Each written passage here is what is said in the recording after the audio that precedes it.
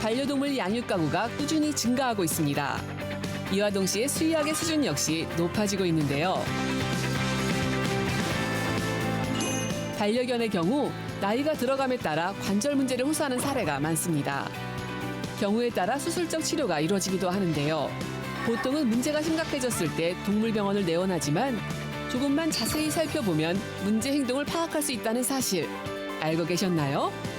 오늘 이 시간 반려견에게 생길 수 있는 관절 문제와 치료법에 대해 자세히 알아봅니다. 네, 반려동물 양육 인구가 1,500만 시대에 돌입했습니다. 자, 오늘은 반려견에게 흔하게 발생하는 관절 질환에 대한 이야기 나눠보겠습니다. 윤영민 수의사님 모셨는데요. 안녕하세요. 안녕하세요. 예, 어서 오십시오. 자, 이 반려가구가 증가하면서 수의학의 발전도 빠르게 이루어지고 있는 것 같습니다. 최근에는 이 동물병원도 진료 과목에 따라서 또 세분화가 이루어지고 있다고요? 네, 맞습니다. 최근 수의학 기술의 많이 발전이 뒷받침이 되어서 몇 년 사이에 동물병원도 외과나 안과, 치과 등 전문화된 병원들이 많이 발생하고 있습니다. 그 중에서도 수술이 많이 발전되어서 복강경 수술, 관절 수술, 인공관절 수술, 그리고 녹내장, 배내장 수술, 뇌종양 수술, 그리고 캡슐 내시경이라는 검사까지도 가능한 상황이 되었습니다. 예, 이 사람의 치료법이 동물병원에서도 이루어지고 있는 게 아닌가 이런 느낌도 드는데, 자, 반려견의 경우에는 가장 큰 비율을 차지하는 질병이 어떤 게 있을까요? 네, 아무래도 견종 상관없이 관절 문제가 많이 생깁니다. 예. 네, 소형견에서는 무릎에 좀 더 집중이 되어 있어서 슬개골 탈구 수술과 십자인대 파열 수술이 많고요. 대형견에서는 고관절 수술과 십자인대 파열 수술이 많습니다. 네, 슬개골 탈구는 슬개골이라는 무릎뼈가 활착을 하는 고랑에서 빠지는 상태를 말합니다. 이로 인해서 파행, 즉 다리를 절뚝인다든지 관절염 또는 골 변형이 나타나게 됩니다. 네, 십자인대는 대퇴골과 견골 사이에 있는 인대로서 전십자인대와 후십자인대가 있습니다. 보행과 운동 시 정강이 뼈가 앞으로 밀리지 않게 잡아주는 인대인데요. 십자인대 파열이라는 것은 그 인대가 손상되는 것을 말합니다. 개에서 많이 발생합니다. 산책을 할 때 보면은 왜 이렇게 흥분해서 갑자기 뛰는 일도 네. 많잖아요. 또 사람도 자칫하면 왜 삐끗하는 일과 맞습니다. 같은 그런 현상을 말씀을 하시는 것 같은데, 자, 이 관절에 그렇다면 이 문제가 발생을 했을 때 어떤 치료를 해야 할까요? 네, 먼저 슬개골 탈구부터 먼저 말씀드리자면 예. 슬개골 탈구는 약으로 해결할 수 있는 부분이 아닙니다. 왜냐하면 뼈가 탈구가 되는 해부학적인 구조에 문제가 생기는 질병이기 때문에 그렇거든요. 예. 사람도 팔이 빠졌다고 해서 약으로 해결할 수는 없잖아요. 그쵸. 예, 병원 가서 뭐 뼈를 맞춘다든지 수술이 필요할 수도 있는 상태가 되죠. 마찬가지입니다. 수술과 같은 외과적인 개입이 필요하지만 근데 모든 아이들이 수술이 필요한 것은 아닙니다. 그 슬개골 탈구는 상태에 따라서 1기, 2기, 3기, 4기로 나눌 수 있는데요. 이 기수와 증상에 따라서 수술 여부가 결정됩니다. 보시는 바와 같이 수술을 하지 않는 범주는 1기이거나 2기인데 증상이 없는 상태를 얘기하고요. 수술을 하는 범주는 2기인데 증상이 있는 상태, 2기인데 관절염이 심한 상태, 3기 이상인 상태에서는 수술이 필요합니다. 특히 3기 이상에서는 합병증이 나타나기 때문에 꼭 수술이 필요합니다. 여기서 얘기하는 합병증이란 전십자인대 파열을 얘기합니다. 예. 자, 그럼 이 슬개골 탈구로 시작을 해서 십자인대 파열까지 생길 수 있다, 이 말씀이신데, 자, 그러면 이 경우에도 꼭 수술이 필요한 건가요? 네, 아무래도 전십자인대 파열도 인대가 파열되기 때문에 이것 또한 수술이 필요한 상태가 됩니다. 완전 파열과 부분 파열로 나눌 수 있는데요. 완전 파열은 아무래도 진단이 좀 더 쉬운 점이 있는데요. 부분 파열은 진단이 좀 어려운 점이 있습니다. 그림에서 보시는 것처럼 검사 방법이 있는데 십자인대가 파열이 돼버리면은 정강이뼈가 앞으로 잘 밀립니다. 완전 파열은 잘 밀리는데 부분 파열은 완전히 끊어진 게 아니기 때문에 완전히 밀리지 않습니다. 그래서 진단이 어렵고 적절한 치료를 받지 못하고 파행이 지속되는 경우가 많습니다. 이 부분 파열의 경우 진단이 어렵다고 하니까 저도 이 강아지를 키우는 입장에서 네. 걱정이 앞서는데 평소에 그렇다면 어떤 행동으로 예상할 수 있는 부분이 있을까요? 네, 우리 아이들이 앉는 자세를 좀 보시면 좋은데요. 예. 그 사진에서 보시는 것처럼 고관절과 발목 관절이 벌어진 채로 바깥으로 다르네요. 네, 네네. 바깥으로 빠진 채로 예. 앉아 있는 자세를 좀 하고 있거나 또는 아기가 다리를 조금씩이라도 계속 지속적으로 쩔뚝이는 게 보인다면은 그때는 의심을 한번 해보셔야 됩니다. 그때는 꼭 동물병원에 가셔서 진단받는 것을 추천합니다. 네, 이 걷고 뛰는 문제와 연관이 된 만큼 평소에 좀 더 유심히 잘 살펴봐야겠다 이런 생각이 드는데 특히 또 이 조심을 해야 하는 견종 있을까요? 네, 슬개고 탈구는 아쉽게도 모든 견종에서 많이 발생합니다. 대부분의 소형견은 예. 그 그림에서처럼 안쪽으로 빠지는 내측 탈구가 많고요. 그렇지만 푸들과 비숑은 외측 탈구도 많습니다. 네, 중대형견은 슬개고 탈구의 발생 비율은 적습니다. 십자인대 파열은 그레이하운드와 닥스훈트를 제외한 소, 중, 대형견 모든 견종에서 나타날 수 있는데 무릎 구조를 보면 사람보다 개는 대퇴골과 경골이 앞으로 더 벌어져 있듯이 만납니다.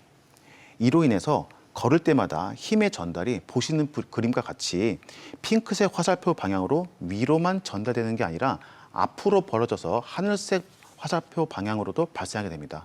그런데 이렇게 사선으로 발생하는 곳에 하필 전십자인대가 있습니다. 수술은 그림처럼 사선으로 받는 힘을 없애서 하늘색 화살표랑 핑크색 화살표를 벌어져 있는 것을 평행하게 만들어주는 수술이라고 보시면 될 것 같습니다. 근데 이게 보니까 단순히 산책을 많이 시킨다 해서 생기는 질병은 아닌 것 같거든요. 전십자인대 파열은 어떤 경우에 발생할 수 있는 건가요? 네, 전십자인대 파열은 사람의 경우는 주로 외상성입니다. 예. 운동을 하다가 다치든지 네네. 아니면 사고로 인해서 다치든지 하는데요. 우리 동물들은 아쉽게도 그냥 일상생활에서 다칩니다. 네.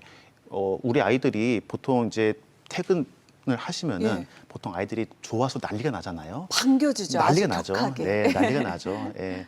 근데 그때 애들이 방방 두 다리로 뛴다든지 네네. 아니면 빙글빙글 돈다든지 하는 그 증상이 순간 찰나예요. 네, 맞습니다. 그래서 그때 애들이 다쳐서 오는데요. 이때 인대가 파열되어서 내원하시게 되는 경우가 종종 있습니다. 근데 그렇게 이제 진단이 됐을 때 보통 보호자분들이 너무 당황해하시거든요. 우리 아이가 뭐 한 게 없다. 네. 나를 반긴 것밖에 없다. 산책하다가 그냥 이렇게 방향 틀다가 다쳤다. 다리 들었다. 이것밖에 없거든요. 그래서 많이들 당황해하시는데요. 이게 일상생활에서 잘 다칠 수 있는 게 무릎 구조가 다르기 때문에 그렇습니다. 일단 좀 바로 진정을 시키거나 안아줘야 되거나 지금 그런 생각이 들긴 하는데 네. 앞서서 조기 진단이 중요하다고 하셨는데 보호자가 집에서 셀프 체크할 수 있는 방법은 없을까요? 네, 먼저 슬개골에 대해서 말씀을 드리면 무릎에서 뚝뚝거리는 소리가 난다든지 아니면 느낌이 난다든지 할 수가 있거든요. 이러면은 먼저 의심하시게 되고 또는 그걸 못 느끼시더라도 산책할 때 잠깐 사이에 아기가 다리를 들었다가 놓는 그런 증상들이 있을 수가 있습니다. 예. 네, 그런 것을 의학용어로 네네. 스키핑 레임니스라는데요. 영상에서 보신 것처럼 오른쪽 뒷다리를 잠시 드는 형태가 보이죠. 예예. 네, 근데 영상에서처럼 많이 보이면 인지를 하기 쉽지만요. 저게 많은 경우는 잠깐 사이에 나타났다가 사라지기 때문에 확인하기가 어렵습니다. 예, 그래서 스키핑 레임니스는 보호자가 발견하지 못하는 경우도 되레 있고요. 오히려 산책하다가 지나가시는 분이나 뒤에서 오시던 분이 지금 당신 강아지 네네네. 다리가 다리를 들었어요라고 말씀해 주셔서 그때서야 아셔서 보호자분이 병원에 데려오신 경우도 종종 있습니다. 예. 네. 어쨌든 지금 화면에 본 것 같은 증상이 났을 때는 바로 체크를 해야겠어요. 예. 네. 그래서 따라서 산책할 때 우리 아이가 다리를 좀 잘 딛는지 아니면은 뒷다리를 들지 않는지 관찰하는 것이 매우 중요하고요. 그리고 병원에서 정기 접종한다든지 예방 접종한다든지 또는 심장사상충 예방을 할 때 기본적으로 병원에서 신체 검사를 다 하시거든요. 예. 네, 그때 정기적으로 다니시 분은 다리에 대해서도 항상 평가를 받을 수 있으십니다.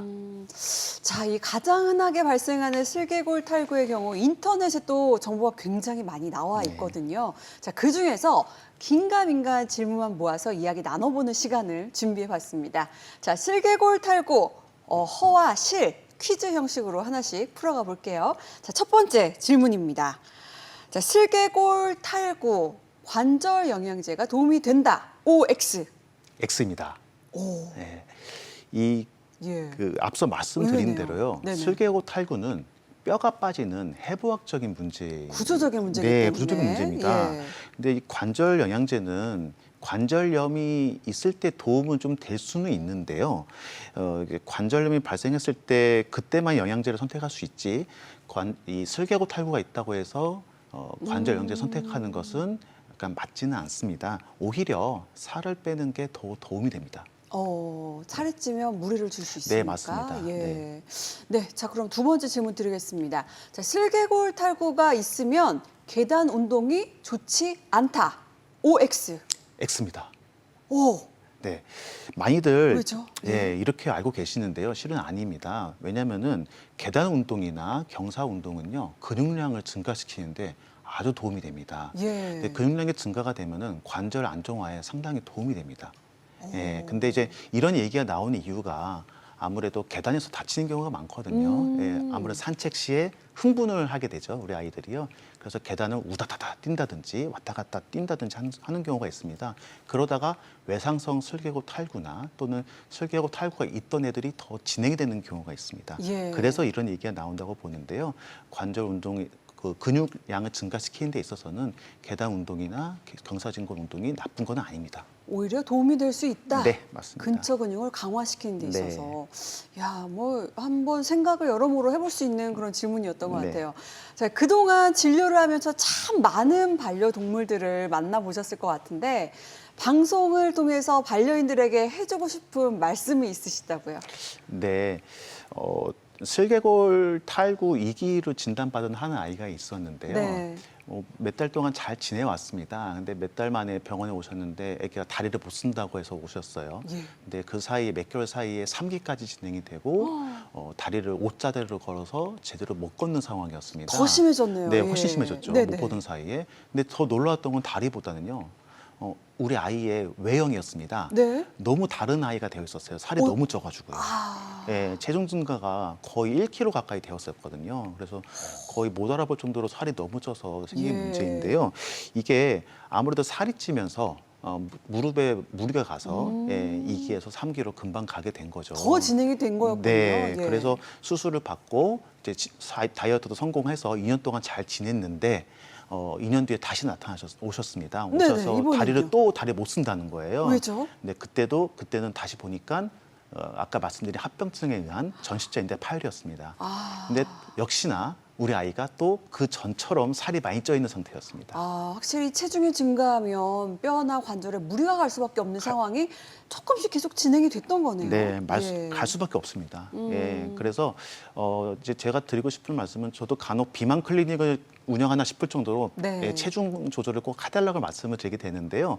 우리 아이들이 먹는 사료의 양이 하루에 필요한 열량은 다 합니다. 예. 필요한 열량은 다 먹습니다. 근데 거기에 과일, 야채, 간식이라도 조금씩 먹게 되면은 그게 다 살로 가게 됩니다. 예. 예, 그래서 그런 것들을 좀 조절을 해주셔야 아기가 살이 찌지 않고 그리고 우리 아이와 행복하고 건강하게 오래오래 살 수 있기 때문에 체중 조절을 꼭 해주시는 것을 명심드리고 싶습니다. 정말 명심해야겠네요. 네. 예. 자, 지금까지 반려견의 건강에 대한 이야기 함께 나눠봤습니다. 말씀 고맙습니다. 네, 감사합니다.